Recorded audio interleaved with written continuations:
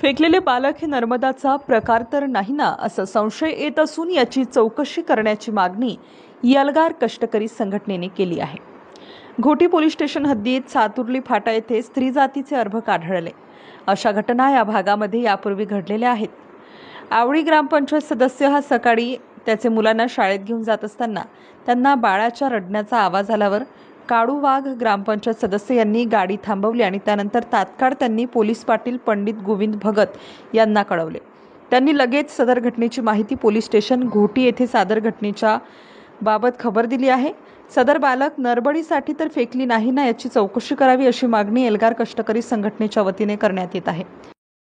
या ठिकाणी घोटी पोलीसच्या हद्दीमध्ये स्त्री जातीचं अर्भक आढळून आलेले या भागामध्ये खळबळवाणी उडालेली असून हे अर्भक नक्की का फेकलं गेलं, या पाठीमागे काही नडबडीचाही प्रकार आहे का अशी शंका येते। कारण या भागामध्ये यापूर्वी देखील नडबडीच्या अशा अनेक घटना घडलेल्या आहेत, त्या आम्ही अनेकदा उघडकीस देखील आणल्या आणि त्यातलाच हा काही प्रकार आहे का तसाच काही प्रकार आहे का याचाही तपास पोलिसांनी करावा। आता सदर बाळाला उपचारासाठी घोटीच्या ग्रामीण रुग्णालयामध्ये दाखल करण्यात आलेले आहे। सकाळी आवळी या गावातील ग्रामपंचायत सदस्य काळूवाघ हा आपल्या मुलाला शाळेत सोडण्यासाठी जात असताना त्याला त्या जंगलामध्ये बाळ रडण्याचा आवाज आला आणि त्यांनी गाडी थांबवली। तिथं बघितलं तर एक स्त्री जातीचं अर्भक फेकलेलं त्या झोपामध्ये आढळून आलं आणि हा सर्व फॉरेस्ट एरिया आहे आणि हा तिथं कुठल्याही प्रकारची मानवी वस्ती नाही, अशा ठिकाणी अर्भक आढळून आलं।